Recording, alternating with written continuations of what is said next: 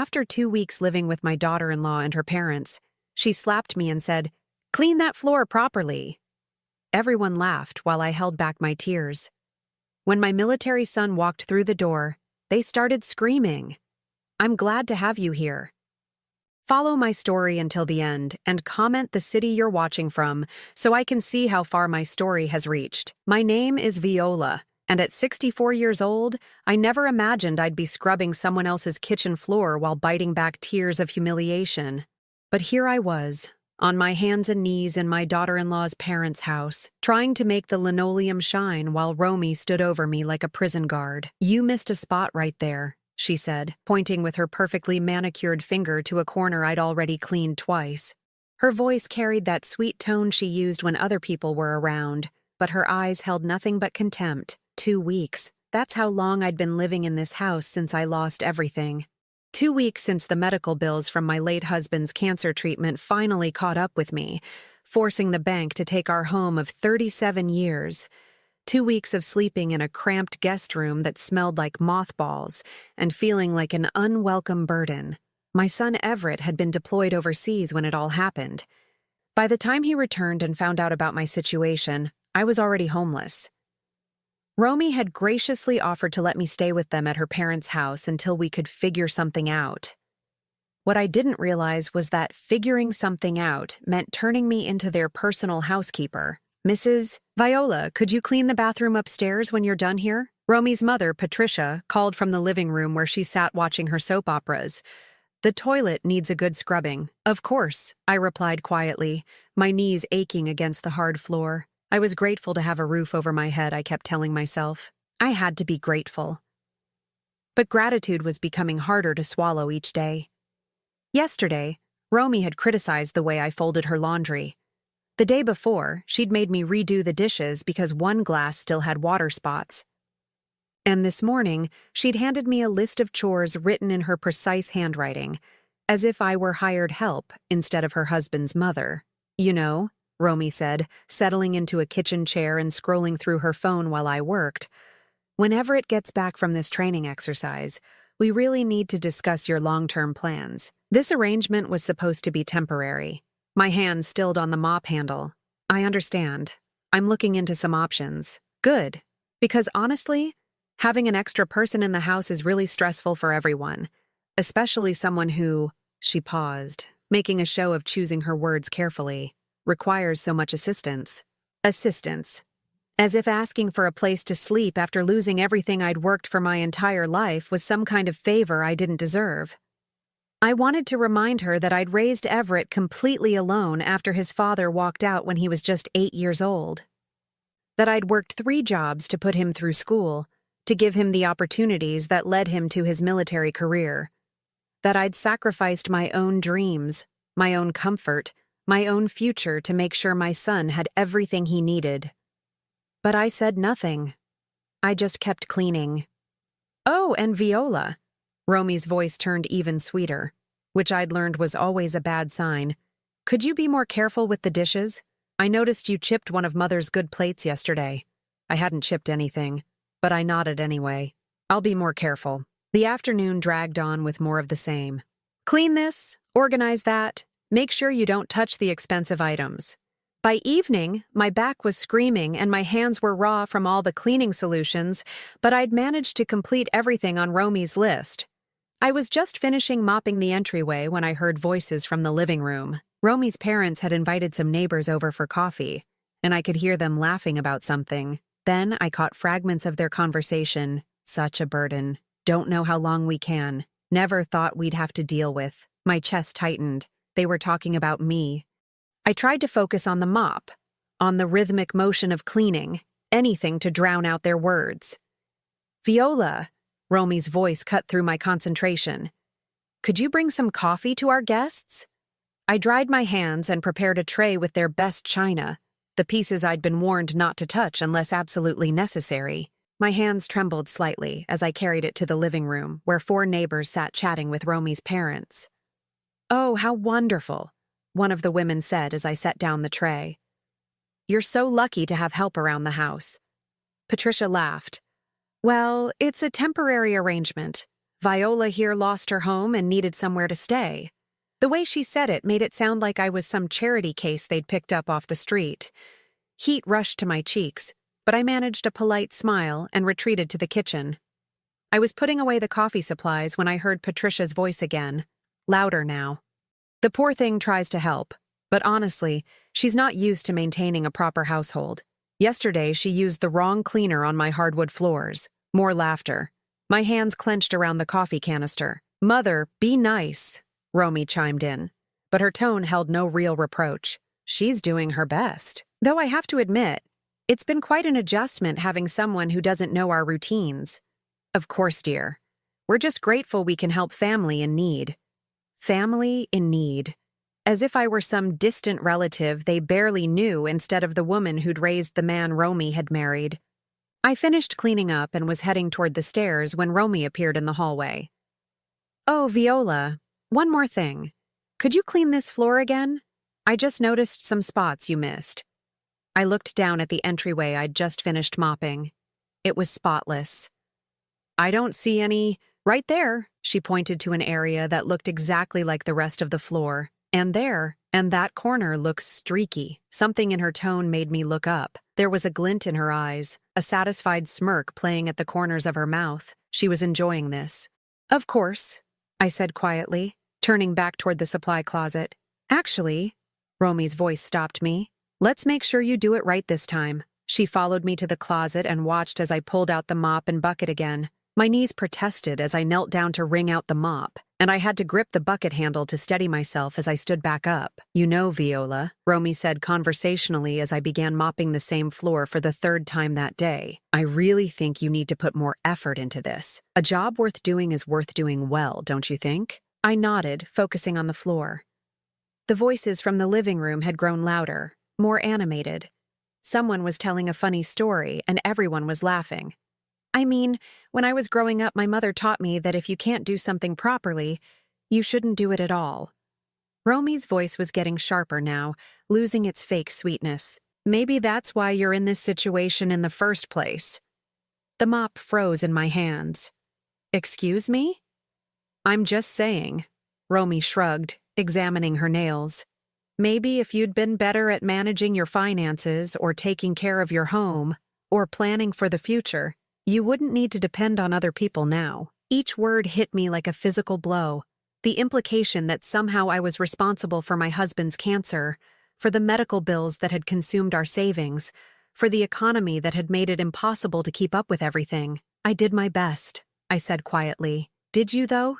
Romy tilted her head, studying me like I was an interesting specimen. "Because from where I'm standing, it looks like you made a lot of poor choices that led you here." The laughter from the living room seemed to mock me now. Here I was, a woman who'd worked her entire life, who'd raised a son to be a good man, who'd been married for 40 years to a man I loved with all my heart, being lectured by a woman half my age about poor choices. "You're working too slowly," Romy said suddenly.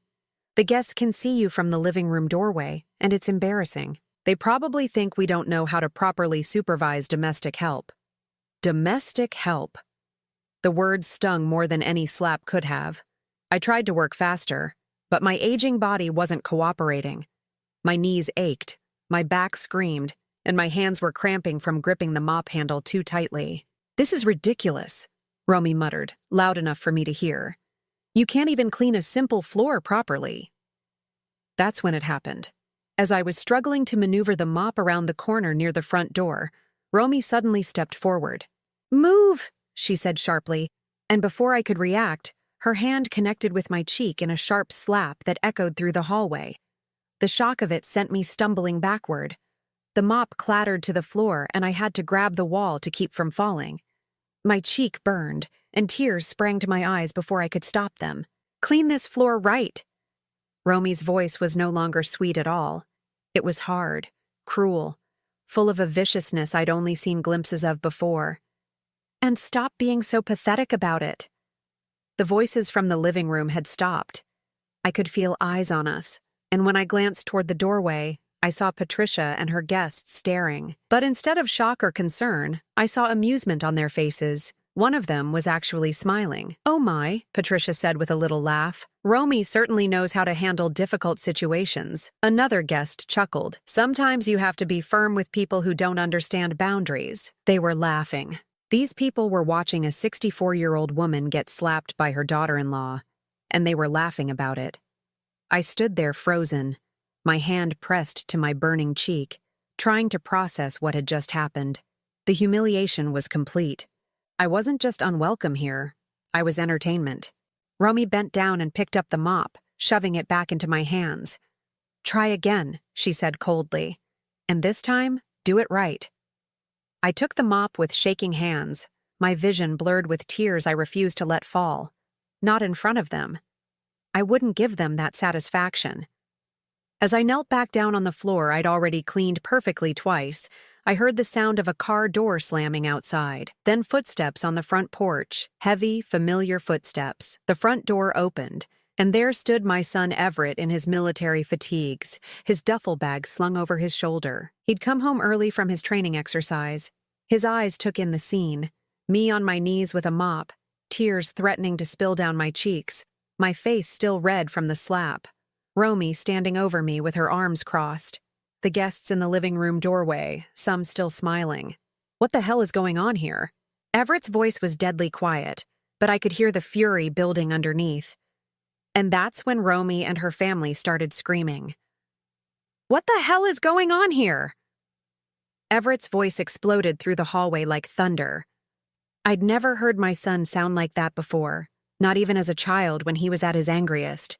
This was the voice of a man who'd seen combat, who'd commanded troops, who wouldn't tolerate any form of nonsense. But Romy, instead of backing down, immediately went into full victim mode.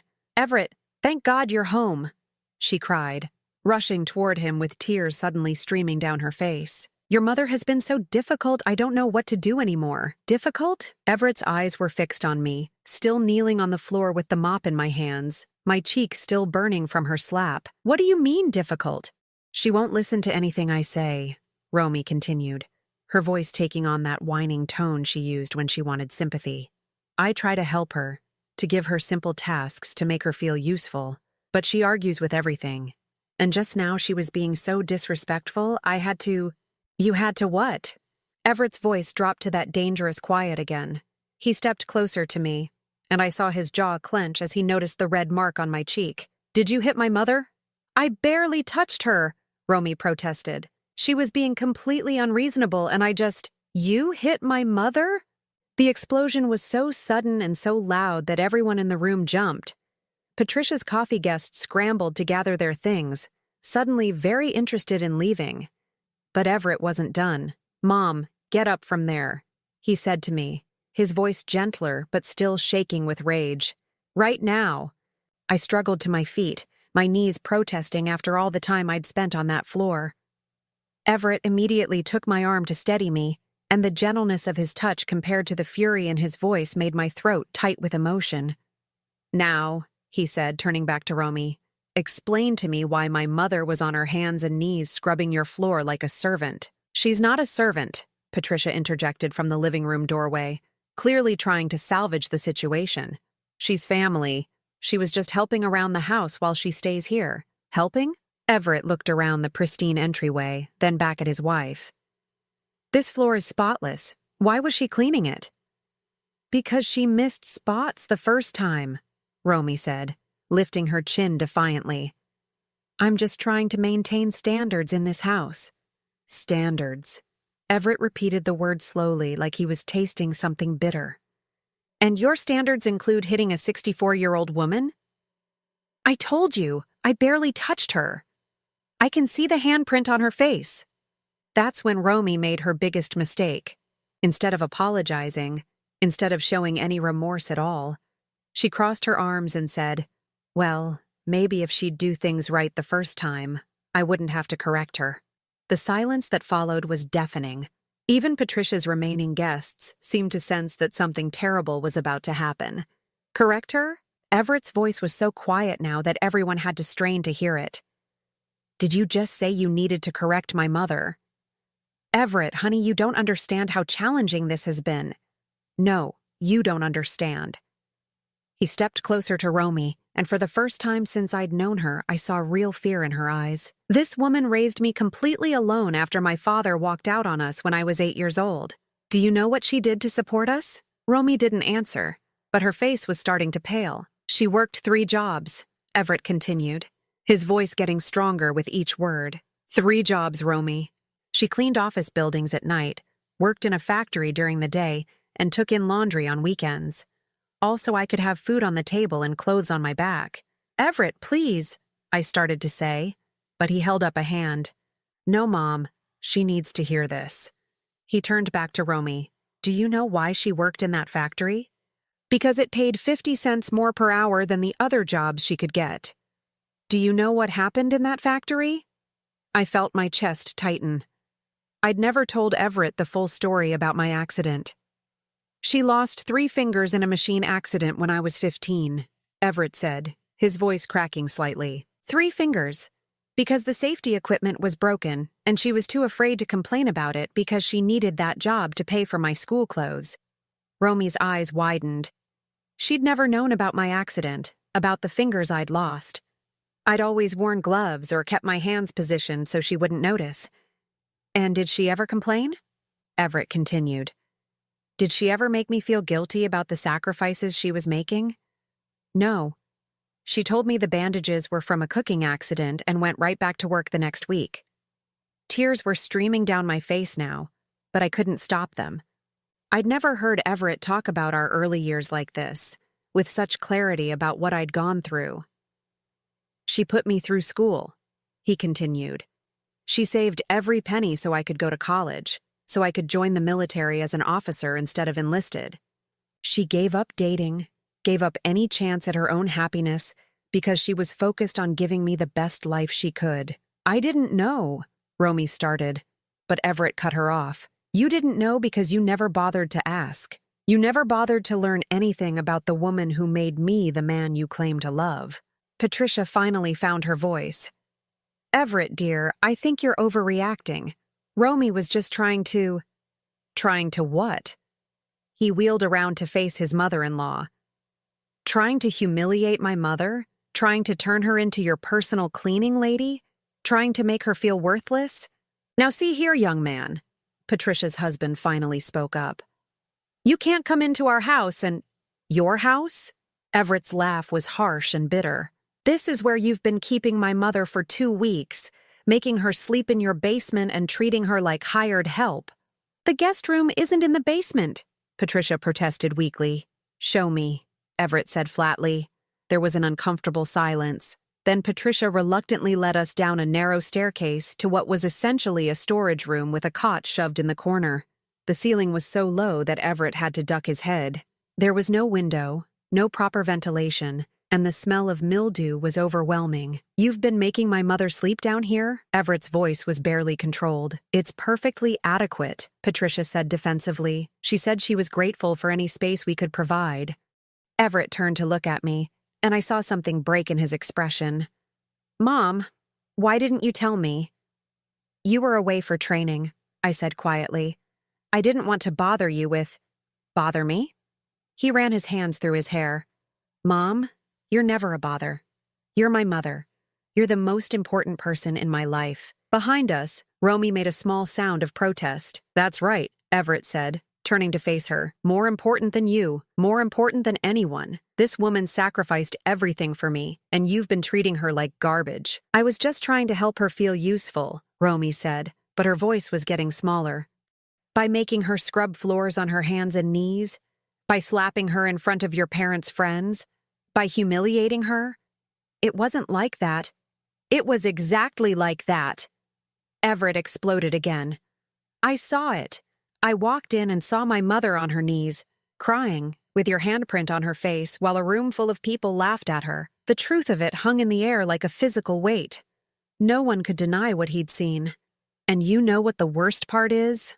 Everett continued, his voice dropping to that dangerous quiet again. "She was grateful. Even after everything you've put her through, she was grateful for a roof over her head. Because that's who she is. That's who you married into, Romy. A family where we take care of each other, where we respect each other, where we would rather die than see each other suffer. He paused, looking around at all of them. But that's not who you are, is it? Romy's face crumpled. Everett, please, I love you. I love our family. I was just stressed with having an extra person in the house and… An extra person? Everett stared at her in disbelief. That extra person is my mother. She's not some stranger we picked up off the street. She's the woman who made me who I am. I know that, No, you don't know that. No. If you knew that, really knew it, you never would have treated her this way. He turned to me then, his expression softening. Mom, get your things. We're leaving. Everett, where will we go? I asked. I don't care if we have to sleep in my car, he said firmly. We're not staying here another minute. You can't just leave, Romy cried. We're married. We're supposed to work through problems together. Everett looked at her for a long moment. Some problems can't be worked through, Romy. Some things are unforgivable. The weight of those words settled over the room like a burial shroud. And as I looked at my daughter-in-law's face, I realized that everything was about to change. But for the first time in 2 weeks, I wasn't afraid of what came next. The silence in that cramped basement room stretched on until I thought it might suffocate us all. Everett stood there, his chest rising and falling with barely controlled rage, while Romy looked like she was watching her entire world crumble around her. Everett, please, she whispered, reaching for his arm. Can we just talk about this privately? He pulled away from her touch like she'd burned him. Privately, like how you privately decided to abuse my mother for 2 weeks while I was gone. I wasn't abusing her. Then what would you call it? His voice was ice cold. Making her sleep in a basement? Forcing her to clean floors she'd already cleaned? Slapping her in front of your parents' friends? Romy's face flushed red. She wasn't doing things properly. Someone had to… Had to what? Teach her? Correct her? Everett shook his head in disgust. My mother raised me by herself, worked multiple jobs, kept a household running for decades. You think she doesn't know how to clean a floor? That's when Patricia made another terrible mistake. Well, honestly, Everett, people from different backgrounds sometimes have different standards of… Different backgrounds? Everett turned on his mother-in-law with such fury that she actually took a step backward. What exactly are you implying about my mother's background? Patricia stammered, realizing too late that she'd stepped into dangerous territory. I just meant that perhaps she's not used to maintaining a home of this caliber. The word caliber hung in the air like a slap. I felt my cheeks burn with fresh humiliation. But Everett's reaction was volcanic. Caliber? He repeated slowly. You mean because we were poor? Because my mother couldn't afford to live in a house like this? Now, Everett, Patricia's husband tried to interject. Let's all calm down and… No? Everett's voice cut through the basement like a blade. Let's not calm down. Let's talk about caliber. My mother's house might not have been as big as this one, but it was clean. It was warm. It was filled with love. Can you say the same about this place? He gestured around the basement room where they'd been keeping me. You put a 64-year-old woman in a basement that smells like mildew and call it hospitality. You make her work like a servant and call it helping out. You humiliate her in front of guests and call it maintaining standards. And you think you're better than us because you have more money. Everett, you're being unfair, Romy said, but there was desperation creeping into her voice now. My parents opened their home to your mother when she had nowhere else to go. After lying to me about her situation for months, the accusation hit the room like a thunderbolt. I looked at Everett in confusion. What do you mean lying? Everett's jaw clenched. Mom, when did you lose the house? 3 months ago, I said quietly. But I told you not to worry that I had somewhere to stay. With who? You told me you were staying with Mrs. Henderson from church. I felt my face flush. I was, at first. But her daughter came to visit and needed the room, so where were you staying before you came here? The question hung in the air, and I couldn't meet his eyes. The truth was too humiliating to admit. Mom, where were you staying? In my car, I whispered. The words hit the room like a physical blow. Everett went completely still, his face draining of color. You were sleeping in your car? His voice was barely audible. Just for a few days, I said quickly. It wasn't that bad. The weather was mild and I had a blanket. A few days? Everett turned to Romy. How long did you know about this? Romy's face had gone pale. What do you mean? Don't lie to me, Romy. How long did you know my mother was homeless? I didn't know she was sleeping in her car. But you knew she'd lost the house. Silence. Answer me. 2 months, Romy whispered. I've known for 2 months. The betrayal hit Everett like a physical blow. He actually staggered backward. 2 months? My mother has been homeless for 2 months, and you didn't tell me. You were deployed. There was nothing you could do from overseas. Nothing I could do? Everett's voice shook the basement walls. I could have sent money. I could have made arrangements. I could have requested emergency leave. You were in the middle of an important mission. More important than my mother? The question hung in the air, and everyone knew the answer. Nothing was more important to Everett than family. Nothing. How did you find out? He asked, his voice deadly quiet. Romy glanced nervously at her parents. She called here, looking for you. When?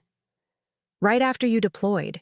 She was crying, saying she'd lost the house and didn't know what to do. She asked me to have you call her. My heart sank as I remembered that phone call. I'd been so desperate, so scared. I'd swallowed my pride and called Romy because I didn't know what else to do. And what did you tell her? Everett asked. I told her you were busy and couldn't be disturbed. And then, Romy looked like she wanted to disappear. She kept calling, every few days, always crying, always asking for you. For 2 months, my mother called you asking for help, and you never told me. I handled it. I told her she could come stay here when you got back. You handled it? Everett stared at her in disbelief. By letting her sleep in her car for 2 months while you handled it? That's when the full scope of Romy's deception became clear. She hadn't just hidden my situation from Everett. She'd actively prevented him from finding out, even when she knew I was desperate and alone. There's more, isn't there?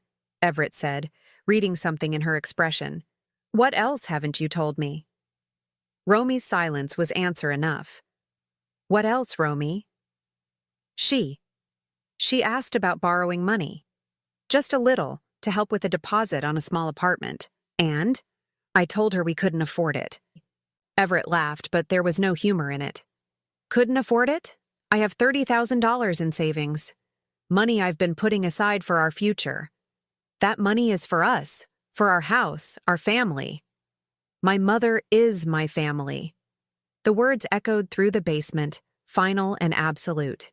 And in that moment, I saw Romy realize that she'd lost. She'd gambled on Everett choosing her over me, and she'd lost everything. You let my mother sleep in her car, Everett said slowly, for 2 months, while I had money sitting in the bank that could have helped her. You intercepted her calls for help. You lied to me about her situation. And then, when you finally, graciously allowed her to come here, you treated her like a servant. He paused, looking around at all of them. And you thought I'd never find out? We were going to tell you, Patricia said weakly. Once you were settled back home. You were going to tell me that you'd been abusing my mother? We weren't abusing her. Then what would you call making her sleep in a basement and slapping her for not cleaning properly? No one had an answer for that. Everett turned to me, his expression soft with pain and guilt. Mom, I'm so sorry. I should have checked on you more. I should have called you directly instead of going through Romy. You were serving your country, I said quietly. I didn't want to be a distraction. You're never a distraction. You're my mother. He took my hands in his, and I saw him notice my missing fingers for the first time in years. His jaw tightened. I failed you. No, you didn't. Yes, I did. I trusted someone who didn't deserve it. I let someone hurt you because I was too blind to see who she really was. He turned back to Romy, and the look in his eyes was colder than I'd ever seen it. Pack your things, he said quietly. What? Pack your things. We're done. Romy's face crumpled. Everett, no, you can't mean that. We're married. People have fights. They work through them. This isn't a fight, Romy. This is you showing me exactly who you are. And I don't like what I see. I can change. I can be better. You had 2 months to be better. 2 months while my mother was homeless and desperate, calling you for help. And instead of being better, you chose to be cruel. He started walking toward the basement stairs. Come on, Mom. Let's get your things. Everett, wait. Romy grabbed his arm. You're making a mistake. Your mother is manipulating you. She's making you choose between us. Everett stopped and turned back to her. No, Romy, I'm not choosing between you and my mother. I'm choosing between right and wrong. And you're wrong. As we climbed those basement stairs together, I heard Romy start to cry behind us. Real tears this time. Not the fake ones she'd used to manipulate situations. But it was too late for tears. Some things, once broken, can never be fixed. And my son's trust in his wife was one of them. The car ride to Everett's apartment was quiet except for the sound of Romy's sobs echoing from the house we'd left behind. My son's hands gripped the steering wheel so tightly his knuckles were white, and I could see the muscle in his jaw twitching with barely contained emotion. I should have known, he said finally, breaking the silence. I should have seen what kind of person she was. Everett, you couldn't have known? Yes, I could have. His voice was thick with guilt. There were signs, Mom. Little things. The way she talked about people who had less money than us. The way she treated waiters and store clerks. I told myself it was just her being particular about standards, but it wasn't. It was her showing me exactly who she was, and I chose not to see it. I wanted to comfort him, but I knew he needed to work through this pain in his own way. We drove through the familiar streets of town, and I found myself looking at everything with new eyes. These were places where I'd lived my entire adult life, where I'd raised my son, where I'd built a life with his father before everything fell apart. I'm not going back to her, Everett said suddenly. Son, you don't have to make any permanent decisions right now. You're upset, and rightfully so, but no, Mom. He pulled into the parking lot of his apartment complex and turned to look at me. This isn't something I'm going to get over or work through. What she did to you, the way she treated you, the lies she told, that's not something you come back from. I studied his face, seeing my own stubborn determination reflected there. Marriage is hard work, Everett. People make mistakes. This wasn't a mistake. A mistake is forgetting to call you back or accidentally hurting your feelings. This was deliberate cruelty. She made a choice to let you suffer. And she made that choice every single day for 2 months. He was right, of course, but I'd spent so many years making excuses for other people's behavior, trying to see the good in everyone, that it was hard to accept that some people simply didn't deserve the benefit of the doubt. What about your life together? Your plans? Everett was quiet for a moment. What life? What plans? I thought I was building something with someone who shared my values, who understood what family meant. But I was wrong. Romy doesn't understand family. She doesn't understand loyalty or sacrifice or putting other people before yourself. We sat in the car for a few more minutes, both of us lost in our own thoughts. Finally, Everett got out and came around to help me with my single suitcase, the only possessions I had left in the world.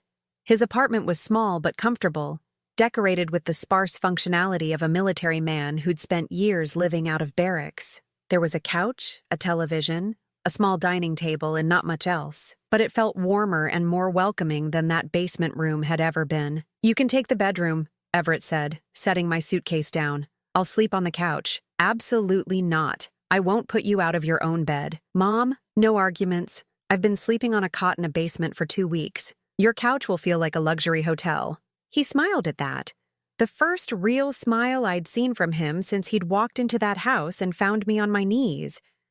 Okay, but just temporarily. We'll figure out something better.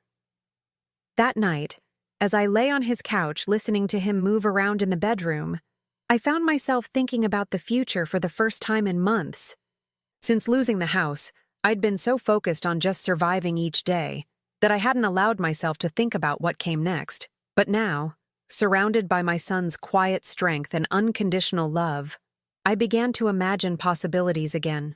The next morning, Everett made coffee and toast, and we sat at his small table like we used to when he was young, and it was just the two of us against the world. I've been thinking, he said, about what we should do next. We? Yes, we. You're not going through this alone anymore, Mom. I should never have let you go through it alone in the first place. I reached across the table and covered his hand with mine. You were serving your country. You were doing exactly what you should have been doing. Maybe. but that doesn't change the fact that you needed me, and I wasn't here." Before I could respond, there was a knock at the door. Everett's face darkened immediately. "Stay here," he said, but I followed him to the door anyway. Through the peephole, we could see Romy standing in the hallway, still in the same clothes from yesterday, her makeup smeared and her hair disheveled. She'd clearly been crying all night. "Everett, please," her voice came through the door. "I know you're in there. We need to talk." "There's nothing to talk about," Everett called back. "Yes, there is. I love you. I made mistakes, but we can work through this." "No, we can't. Please, just let me explain. Let me apologize properly." Everett looked at me, and I could see the conflict in his eyes. Part of him, the part that had loved this woman enough to marry her, wanted to give her a chance to make things right. But the part that had seen his mother humiliated and abused wasn't ready to forgive. "5 minutes," he said finally, unlocking the door. Romy rushed in, her eyes immediately seeking mine. "Viola, I'm so sorry. I know I was wrong. I know I hurt you, and I'm sorry." I nodded but said nothing.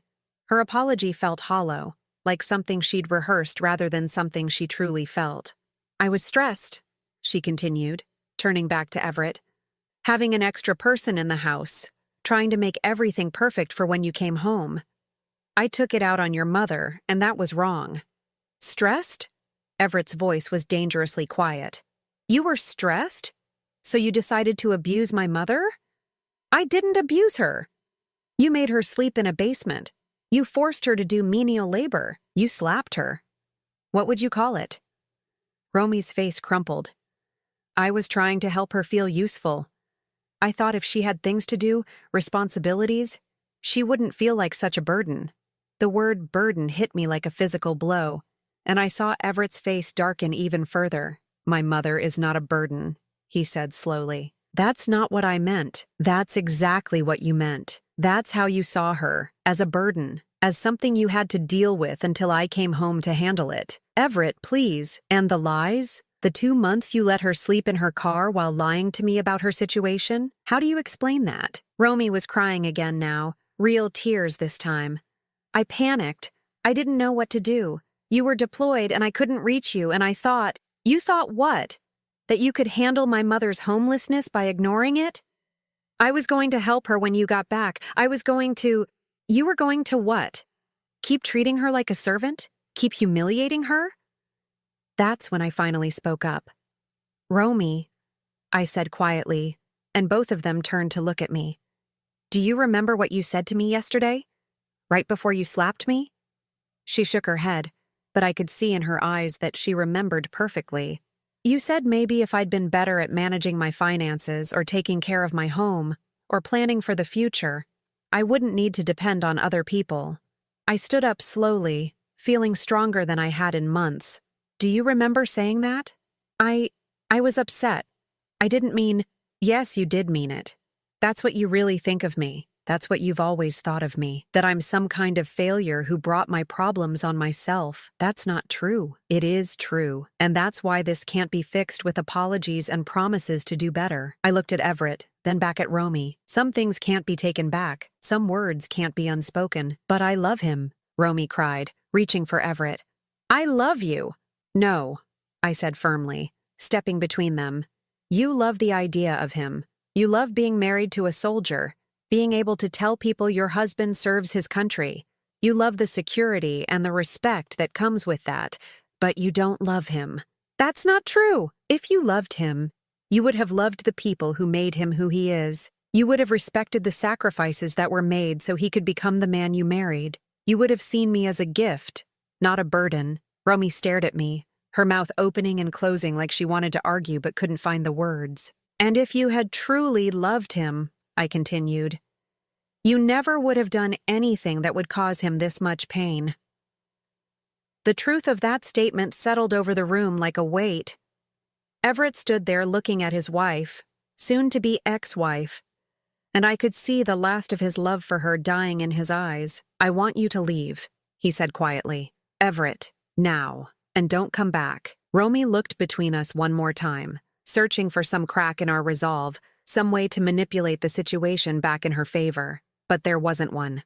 The damage was done, and we all knew it. After she left, Everett and I sat in silence for a long time. "Are you okay?" I finally asked. He thought about it for a moment. "I think I will be. It hurts right now, knowing that I married someone who could be so cruel, but I'd rather know the truth than live a lie. I'm sorry your marriage is ending because of me." "It's not ending because of you, Mom. It's ending because of who she chose to be when she thought no one important was watching."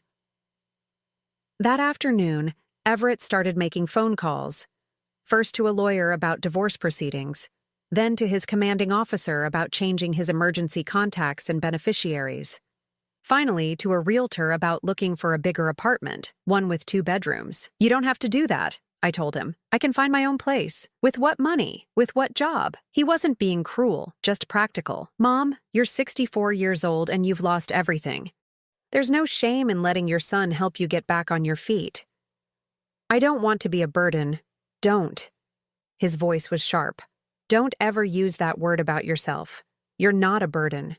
You're my mother. You're the person who sacrificed everything to give me a good life. Now it's my turn to take care of you." That night, as I lay on his couch again, I realized something had shifted inside me. For the first time since losing the house, since becoming homeless, since enduring those 2 weeks of humiliation, I felt something I'd almost forgotten how to feel. I felt hope, and I felt proud. Proud of my son for standing up for what was right.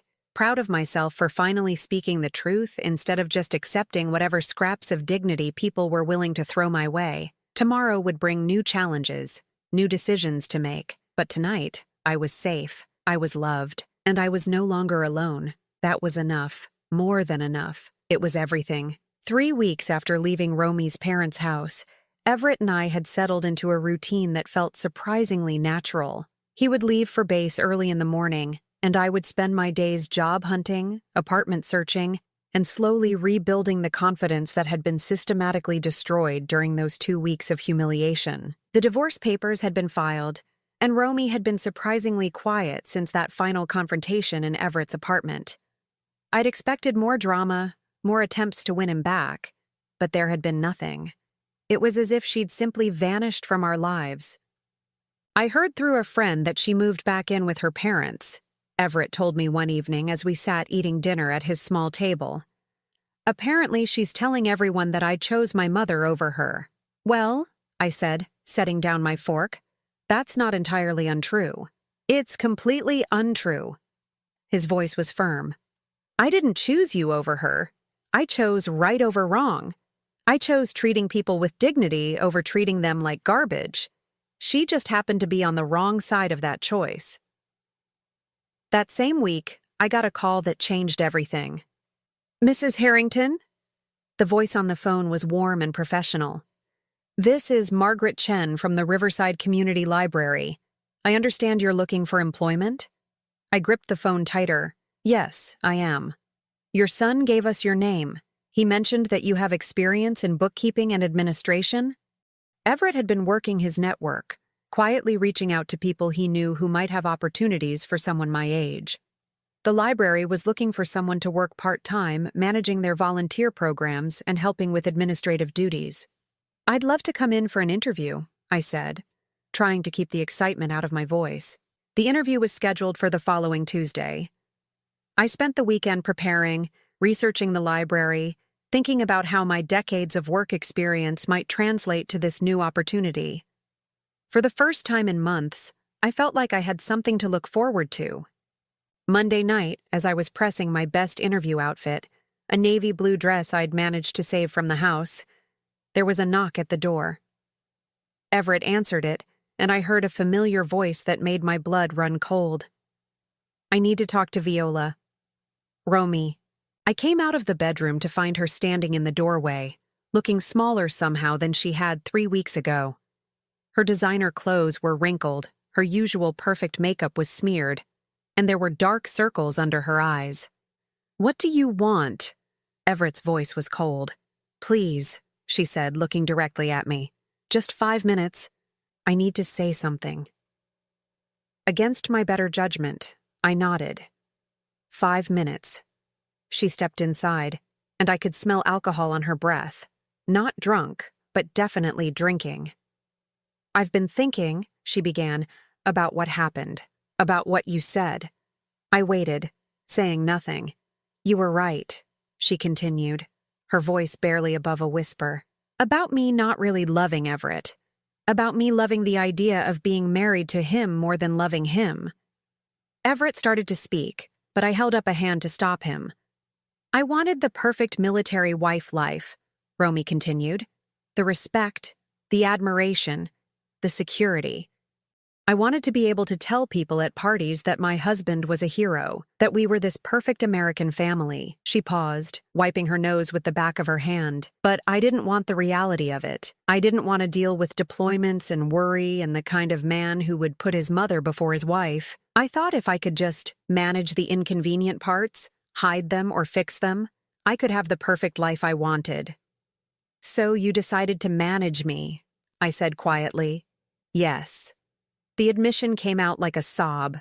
I thought if I could just control the situation, make you smaller, less important, less noticeable, then everything would be perfect when Everett came home. By humiliating me, by making me feel worthless. I told myself you were being dramatic, that you were fine, that you were just difficult. She looked up at me with tears streaming down her face. But you weren't difficult. You were grieving and scared and desperate, and I made it worse because it was inconvenient for me. The honesty of it was brutal. Part of me wanted to comfort her, to tell her it was okay, that we all make mistakes. But the larger part of me, the part that had learned to value my own dignity, remained silent. I don't expect forgiveness, she said. I don't deserve it. I just wanted you to know that I understand now what I did, what I am. She turned to Everett then. And I wanted you to know that you're better off without me. Your mother raised a good man, a man with real values and real love. I would have destroyed that eventually. With that, she turned and walked out, leaving us both staring after her. That was unexpected, Everett said finally. Yes, it was. Does it change anything for you? I thought about it for a moment. It helps to know that she understands what she did. But no, it doesn't change anything. Some damage can't be undone, even with understanding. The next morning, I walked into the Riverside Community Library for my interview feeling more confident than I had in months. Margaret Chen was a woman about my own age, with kind eyes and a firm handshake. Tell me about yourself, Mrs. Harrington, she said as we settled into her office. I found myself talking not just about my work experience, but about my life. About raising Everett alone, about the jobs I'd worked, the challenges I'd faced, the recent losses I'd endured. Instead of feeling ashamed of my circumstances, I felt proud of my resilience. You've certainly faced your share of difficulties, Margaret said when I finished. How do you think those experiences would help you in this position? I think, I said slowly, that when you've had to rebuild your life from nothing, you understand how important places like this library are, how important it is for people to have somewhere they can go to better themselves, to find resources, to feel valued and respected regardless of their circumstances. Margaret smiled. When can you start? I walked out of that library with a job, a purpose, and something I'd thought I'd lost forever, a sense of my own worth. That evening, Everett and I celebrated with dinner at a small restaurant downtown. As we sat across from each other, I looked at my son, this good, strong man I'd raised, and felt a deep sense of pride. You know, I said, I think I owe Romy a thank you. Everett nearly choked on his water. What? If she hadn't shown me exactly how far I'd fallen, how little I'd been valuing myself, I might never have found the strength to stand back up. Mom, you've always been strong. No, I haven't. I've been surviving, which isn't the same thing. For months after your father died, after I lost the house, I just accepted whatever scraps of dignity people were willing to give me. I was so grateful for any kindness that I forgot I deserved to be treated well. I paused, thinking about those 2 weeks in that basement room, about the humiliation I'd endured, but when I saw the look on your face that day, when you walked in and saw me on my knees with a handprint on my cheek, I remembered something I'd forgotten. What's that? That I raised you to be better than that, to stand up for what's right, to protect people who can't protect themselves, to value character over convenience. And if I raised you to be that kind of man, then I must be that kind of woman. Everett reached across the table and took my hand. You are, Mom. You always have been. 2 months later, I was settled into my new job and loving every minute of it. The library had become my sanctuary, a place where I was valued for my experience and treated with the respect I'd forgotten I deserved. I'd also found something unexpected: friendship. The other volunteers were a mix of retirees and younger people, all united by a love of books and learning. For the first time in years, I had a social circle that had nothing to do with my role as someone's mother or wife. One afternoon, as I was organizing a display of new acquisitions, a man approached the desk. "Excuse me," he said. "I'm looking for information about your volunteer literacy program." I looked up to see a distinguished gentleman about my age, with silver hair and kind eyes behind wire-rimmed glasses. "I'm Robert," he said, extending his hand. "I just retired from teaching high school English, and I'm hoping to stay busy." "I'm Viola," I replied, shaking his hand. "And I think you'll find we have several programs that could use someone with your experience." As I walked him through the various volunteer opportunities, I found myself enjoying the conversation more than I had expected. Robert was articulate and passionate about education, but also funny and self-deprecating in a way that put me at ease. "Would you like to grab coffee sometime?" he asked as our meeting concluded. "I'd love to hear more about your experiences here." I hesitated for just a moment, then smiled. "I'd like that." That evening, I called Everett to tell him about my day, including my coffee date with Robert. "Mom, that's great," he said, and I could hear the smile in his voice. "You deserve to have good things in your life." "It's just coffee," I protested. "It's a beginning," he corrected, "and beginnings are important." As I hung up the phone, I realized he was right. This was a beginning. Not just with Robert, but with this new version of myself, the version that knew her worth, that refused to accept less than she deserved, that understood the difference between surviving and truly living. I looked around Everett's apartment, which had been my home for the past few months, and felt a deep sense of gratitude. Not just for the roof over my head, but for the journey that had brought me here.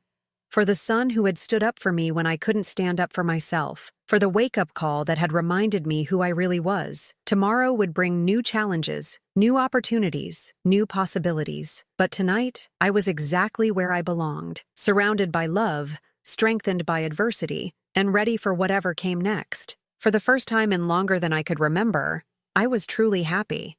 6 months later, I stood in the kitchen of my own apartment, a small but bright one-bedroom place just 10 minutes from the library, making coffee for two. Through the window, I could see the sunrise painting the sky in shades of pink and gold, and I felt that familiar surge of gratitude that had become my morning ritual. The apartment wasn't much: secondhand furniture, discount store curtains, a kitchen table that wobbled slightly, but it was mine. Every stick of furniture, every dish in the cupboard, every book on the shelf had been chosen by me, paid for with money I'd earned through my own work. After months of feeling like a burden, like someone who existed at the mercy of others' charity, having my own space felt like a miracle. Robert emerged from the bathroom, his silver hair still damp from the shower. We'd been dating for 4 months now, taking things slowly, learning each other's rhythms and histories with the careful patience of people who understood that real love was worth waiting for. "Coffee smells wonderful," he said, dropping a kiss on the top of my head as he passed. "I made your favorite," I replied, handing him a mug. "Extra strong, just a touch of cream." This was our Saturday morning routine. Robert would stay over Friday nights, and we'd spend Saturday morning reading the paper together, discussing current events and sharing stories from our weeks. It was a quiet kind of happiness, the kind I'd never thought I'd have again. "Any plans for today?" he asked, settling into the chair across from me. "Everett's coming over for lunch. He wants to show me something." Robert smiled. He'd met my son several times now, and the two men had developed a genuine respect for each other. Robert understood that Everett would always be the most important man in my life, and Everett appreciated that Robert treated me with the kindness and respect I deserved. "He's been mysterious about it all week," I continued. "Just keeps saying he has something to show me." An hour later, Robert headed home to tend to his garden, and I spent the morning cleaning and preparing lunch for Everett's visit. As I worked, I found myself thinking about how much had changed in the past year. The library job had been a lifesaver in more ways than one. Not only had it given me financial independence, but it had restored my sense of purpose. I loved helping people find the resources they needed, whether it was a job seeker looking for career guidance or an elderly patron learning to use a computer. Every day reminded me that I had value, that my experience and wisdom were assets rather than burdens. I'd also discovered that I was braver than I'd ever imagined. Last month, when a patron had become verbally abusive toward one of the younger volunteers, I'd stepped in without hesitation, calmly but firmly escorting the man out and making it clear that disrespectful behavior wouldn't be tolerated. The old Viola, the one who had accepted Romy's abuse because she was grateful for a roof over her head, would never have done that. Everett arrived at noon, carrying a manila folder and wearing the kind of smile that meant he was up to something. "What's in the folder?" I asked, hugging him tight. "Patience, Mom. Lunch first, then surprises." Over grilled cheese sandwiches and tomato soup, his favorite meal since childhood, we caught up on his week. The divorce from Romy had been finalized 3 months ago, and while I knew he was still healing from the betrayal, he seemed lighter these days. More like the young man I'd raised than the conflicted husband he'd become. "Have you heard from her at all?" I asked carefully. We rarely talked about Romy anymore, but sometimes I wondered. Not directly, but I heard she moved to California, got a job with some tech company. He paused, considering. "I hope she finds whatever it is she's really looking for." I was proud of him for that. It would have been easy to hold on to anger, to wish bad things for someone who had caused so much pain. But Everett had chosen to let go of the bitterness, to focus on building something better rather than dwelling on what had been destroyed. "Now," he said, finishing his sandwich. "Are you ready for your surprise?" He opened the folder and pulled out what looked like real estate listings. My heart sank a little. I loved my apartment, loved my independence. If he was trying to convince me to move somewhere else, somewhere he thought would be better for me. "Everett, I appreciate what you're trying to do, but I'm happy where I am." "I know you are. That's not what this is about." He spread the papers across the table. "These are houses, Mom. Houses I could afford with my savings and my military benefits." I looked at the listings, confused. "I don't understand. I want to buy a house, a real house, with a yard and extra bedrooms and space for both of us." He leaned forward, his eyes bright with excitement. "I want us to live together again, Mom. Not because you need taking care of, but because I miss having you in my life every day." The words hit me like a warm wave. "Everett, I know you're independent now. I know you can take care of yourself. But that doesn't mean we have to live separately. We're family. We're a team.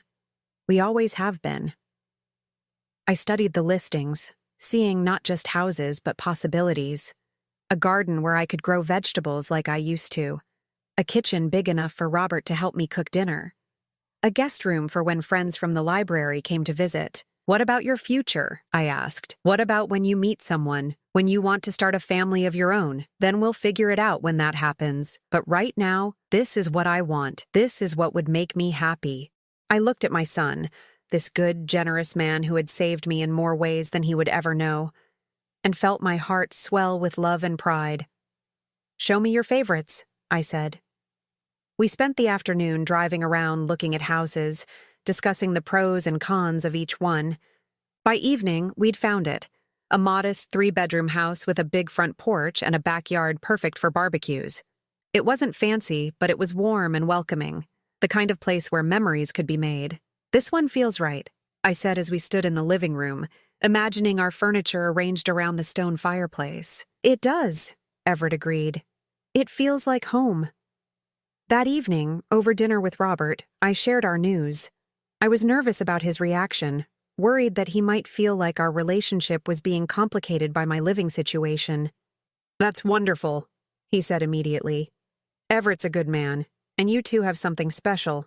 Besides," he grinned, "that house has a much better kitchen than your apartment. I'm looking forward to cooking in it." The assumption that he would be welcome, that our relationship would continue and grow in this new setting, filled me with warmth. This was what healthy relationships looked like: flexibility, support, and the understanding that love enhanced life rather than constraining it. 3 months later, we moved into our new house. Everett took the master bedroom, I claimed the sunny room overlooking the garden, and we turned the 3rd bedroom into a study where I could work on library projects, and Everett could handle his military paperwork. The housewarming party was small, but perfect.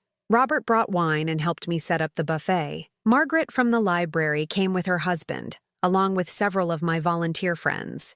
A few of Everett's military buddies showed up with their families, and suddenly our quiet house was filled with laughter and conversation. As I stood on the back porch, watching Robert show some of the kids how to identify different bird species in our yard, while Everett grilled burgers and shared stories with his friends, I felt a deep sense of contentment. This was what I'd been working toward my entire life without even realizing it. Not the perfect house or the perfect family, but this, a life built on authentic relationships, mutual respect, and genuine love. "You look happy," Margaret said, joining me on the porch. "I am happy," I replied, and meant it completely. For the first time in a very long time, I'm exactly where I belong. Later that evening, after everyone had gone home and the dishes were washed, Everett and I sat on the front porch swing watching the stars come out. "Do you ever regret it?" I asked. "The divorce? Starting over? All of it?" He considered the question seriously. "I regret that I married someone who could be cruel to you. I regret that I wasn't there when you needed me most. But I don't regret leaving her. And I don't regret this." He gestured toward the house, toward our new life. "This feels right in a way that my marriage never did. What about when you meet someone new? Then I'll meet someone who understands that you're part of the package. Someone who sees having you in our lives as a blessing, not a burden." He paused. "Someone like Robert sees you." The comment made me smile. Robert and I had been talking about moving in together, taking the next step in our relationship. The prospect excited rather than frightened me, which seemed like a good sign. "You know what the best part is?" Everett continued. "Watching you become yourself again. The real you, not the version you thought you had to be to deserve love." His words reminded me of that terrible day when Romy had slapped me, when I'd been on my knees scrubbing a floor that was already clean, accepting humiliation because I'd forgotten I deserved better. "I almost lost myself completely," I admitted, "if you hadn't come home when you did. But I did come home, and you found your strength again. That's what matters." We sat in comfortable silence for a while, listening to the night sounds of our neighborhood. Somewhere in the distance, a dog barked. A car drove by with music playing softly. The ordinary sounds of ordinary people living ordinary lives. It struck me that this was what happiness really looked like. Not grand gestures or dramatic moments, but quiet evenings on front porches with people who loved you, kitchen tables where you felt safe to be yourself, work that gave you purpose, relationships built on respect rather than need. "I love you, son," I said quietly. "I love you too, Mom, always." 6 months later, Robert and I were married in a small ceremony in our backyard. Everett walked me down the makeshift aisle, and Margaret from the library served as my maid of honor. It wasn't the wedding of a young woman's dreams, but it was perfect for who I was now. A woman who had learned the difference between love and need, between partnership and dependence. As Robert and I exchanged vows under the oak tree in our backyard, surrounded by the people who had become our chosen family, I thought about the journey that had brought me here. The loss, the humiliation, the dark period when I'd forgotten my own worth. But also the awakening, the rediscovery of my strength, the slow rebuilding of a life based on dignity rather than desperation. "I promise," I said, looking into Robert's kind eyes, "to love you not because I need you, but because I choose you. Every day, I choose you." "And I promise," he replied, "to love the strong, independent woman you are, not some version of you that needs fixing or saving." That evening, as we cleaned up from the reception, I found myself alone in the kitchen for a moment. Through the window, I could see Everett and Robert setting up a fire in the backyard fire pit, laughing about something. The sight filled me with a contentment so complete it almost took my breath away. I thought about Romy sometimes, wondered if she'd found whatever it was she'd been searching for. I hoped she had learned, as I had, that real happiness couldn't be built on other people's diminishment, that love wasn't about control or manipulation, but about seeing and celebrating the best in each other. But mostly, I thought about gratitude. Gratitude for the son who had stood up for me when I couldn't stand up for myself. For the second chance at love that I'd never expected. For the work that gave my days meaning. for the community that had embraced me exactly as I was. I'd lost a house, but I'd found a home. I'd lost a sense of security, but I'd gained something more valuable, the knowledge that I could survive anything, could rebuild from nothing, could create a life worth living no matter what circumstances tried to define me. At 65 years old, I was finally exactly who I was meant to be. And that, I realized, was worth everything I'd had to endure to get here. The future stretched ahead of us, full of possibilities I couldn't yet imagine. But whatever came next, I would face it with dignity, with love, and with the unshakable knowledge that I deserved all the happiness I could create. And that was enough. More than enough. It was everything. Now I'm curious about you who listened to my story. What would you do if you were in my place? Have you ever been through something similar? Comment below. And meanwhile, I'm leaving on the final screen 2 other stories that are channel favorites, and they will definitely surprise you. Thank you for watching until here.